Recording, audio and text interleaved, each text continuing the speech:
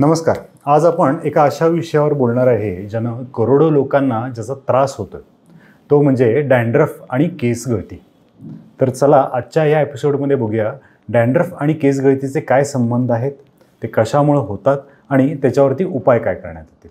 मी doctor Neeraj Bapan, board certified plastic surgeon, Nirmiti cosmetic surgery centre, Sangli आणि Kolhapur. Okay, तर dandruff म्हणजे काय? तर डॅन्ड्रफ म्हणजे एक डोक्यावरती जो काही आपण टाळू, ज्याला आपण स्काल्प असं पण म्हणतात, त्या ठिकाणी फ्लेकिंग होतं म्हणजे पांढरी पापुद्रे निघतात आणि इचिंग होतं म्हणजे खाजवतं. स्केलिंग आणि इचिंग ह्या स्काल्पच्या कंडिशनला आपण डॅन्ड्रफ असं म्हणतो.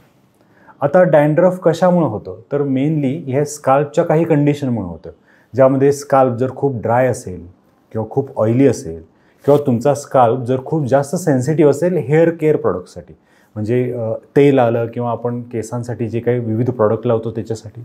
आणि त्याबरोबरच काही लोकांना स्काल्पमध्ये इन्फेक्शन होतं, फंगल इन्फेक्शन, मॅलेसिस ह्या टाईपमधल्या एका ग्रुपच्या फंगल इन्फेक्शनमुळे पण डॅन्ड्रफ होऊ शकतो. ओके, तर पुढचा महत्त्वाचा प्रश्न असा आहे की डॅन्ड्रफ आणि केस गळती ह्यामध्ये काही संबंध आहे? तर ॲक्च्युली डॅन्ड्रफमुळं एक्झॅक्टली डायरेक्टली केस गळती होत नाही, पण अनेकदा आम्ही बघितलेलं आहे डॅन्ड्रफमुळं इचिंग जे होतं आणि त्या इचिंग कमी करण्यासाठी अनेकदा लोक डोकं खाजवतात, केसांच्या मुळाशी खाजवलं जातं आणि त्या ठिकाणी जर डॅन्ड्रफ जर इन्फेक्शन खूप जास्त असेल तर त्या ठिकाणी जखमा पण होतात आणि त्यामुळं त्या भागातले रूट्स डॅमेज होऊ शकतात आणि इनडायरेक्टली डॅन्ड्रफमुळं केस गळती होऊ शकते आणि काही सिव्हिअर केसेसमध्ये आम्ही त्या ठिकाणी हेअर लॉस पण बघितलेला आहे. त्याबरोबरच डॅन्ड्रफ हा ज्या गोष्टीमुळे होतो म्हणजे स्ट्रेस आला, हॉर्मोनल इम्बॅलेन्स आला, न्यूट्रिशन डेफिशियन्सी आली, ह्या कारणामुळं ज्या कारणामुळं डॅन्ड्रफ होतो त्या कारणामुळंच अनेकांना हेअर लॉस पण होऊ शकतो. त्यामुळं डॅन्ड्रफमुळं डायरेक्टली हेअर लॉस किंवा केस गळती होत नाही, पण इनडायरेक्टली खाजवल्यामुळं आणि त्याबरोबर असोसिएटेड जे काही आजार आहेत, डिसीजेस आहेत, त्याच्यामुळं तुम्हाला केस गळती होऊ शकते. तर पुढचा महत्त्वाचा मुद्दा असा आहे की डॅन्ड्रफ आपल्याला कसा कमी करता येईल आणि त्याबरोबरच केस गळती कशी कमी करता येईल. तर डॅन्ड्रफ कमी करण्यासाठी आपण 4 मुद्दे बघूया. सगळ्यात पहिला महत्त्वाचा मुद्दा म्हणजे अँटी डॅन्ड्रफ लोशन किंवा सोल्युशन वापरून आपण स्काल्पवरचा डॅन्ड्रफ आहे तो कमी करू शकतो. त्याच्यामध्ये कीटोकोनाझोल असलेला शॅम्पू असेल, कधीकधी त्याच्यामध्ये सेलेनियम वापरतात, त्याच्यामध्ये कोल टार वापरतात. हे काय करतं की त्यातल्या स्काल्पच्या वरचं जे काही डॅन्ड्रफ आहे त्याचं प्रमाण कमी करतं आणि सायमल्टेनियसली सूदिंग इफेक्ट येतो, म्हणजे डॅन्ड्रफमुळे होणारं जे काही इन्फ्लमेशन आहे, जी काही सूज आहे, जी काही खाज आहे, ती कमी करण्यामध्ये मदत होते. दुसरी महत्त्वाची गोष्ट, जे काही हेअर केअर प्रॉडक्ट वापरतात, काही सेटिंग जेल वापरतात, कधीकधी काही लोकांना ऑइलची ॲलर्जी असल्यासारखं होतं, ज्याच्यामुळे स्काल्पचा ऑइलीनेस खूप वाढतो आणि ज्यांचा स्काल्प खूप सेन्सिटिव्ह असेल अशा लोकांना त्या ठिकाणी भरपूर डॅन्ड्रफ होऊ शकतो.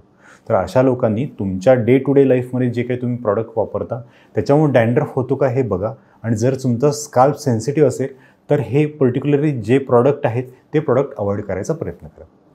सेकंड महत्त्वाची गोष्ट म्हणजे आपला डाएट चांगला करणं हे खूप गरजेचं आहे.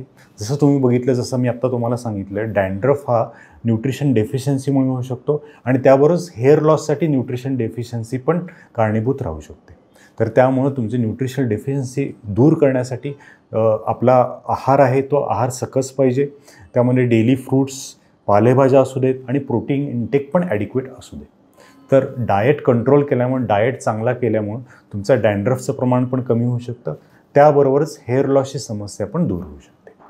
आता चौथा महत्त्वाचा मुद्दा जो मी आता सध्या खूप जास्त अनुभवत आहे तो म्हणजे स्ट्रेस फॅक्टर. आता स्ट्रेस आणि डॅन्ड्रफ याचं एक डायरेक्ट रिलेशन आहे. मी अनेकदा बघितलेलं आहे, जे मुलं रात्री जागरण करतात किंवा ज्यांना नाईट ड्युटी असते, डेली रुटीन शेड्यूल फिक्स नसतं, जेवायच्या वेळा अनियमित असतात, अशा लोकांना डॅन्ड्रफचा त्रास बऱ्यापैकी असतो. त्यामुळे स्ट्रेस लेवल कमी केल्यानंतर किंवा त्याच्या स्ट्रेस लेवल कमी करण्यासाठी तुम्ही योगासनं आणि रिलेटेड गोष्टीचा पण तुम्ही मदत घेऊ शकता. पण स्ट्रेस लेवल कमी केल्यानंतर तुम्हाला डॅन्ड्रफचं प्रमाण पण कमी झालेलं दिसेल आणि जेणेकरून तुम्हाला डॅन्ड्रफ त्याबरोबर केस गळतीची समस्या पण रोखण्यामध्ये मदत होऊ शकते. तर ह्या 4 मुद्द्यांचा वापर केल्यानंतर अनेकांना डॅन्ड्रफ कंट्रोल होतो.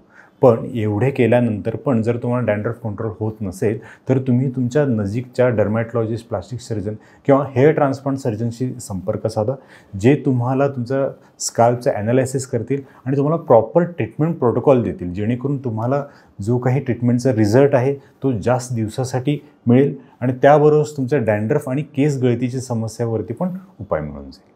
तर या व्हिडिओमध्ये तुम्हाला डॅन्ड्रफ आणि केस गळती ह्याचा ॲक्च्युली रिलेशन काय आहे, त्याच्यावरती उपाय काय करण्यात येतात आणि त्याच्यासाठी तुम्हाला काय काय करणं गरजेचं आहे याच्याबद्दल तुम्हाला माहिती मिळाली असेल. तुम्हाला अशाच पद्धतीच्या व्हिडिओज हवे असतील, बघायचे असतील तर आमच्या यूट्यूब चॅनलला तुम्ही सबस्क्राईब करू शकता आणि जर तुम्हाला काही शंका असतील तर कॉमेंट बॉक्समध्ये पोस्ट करू शकता. धन्यवाद.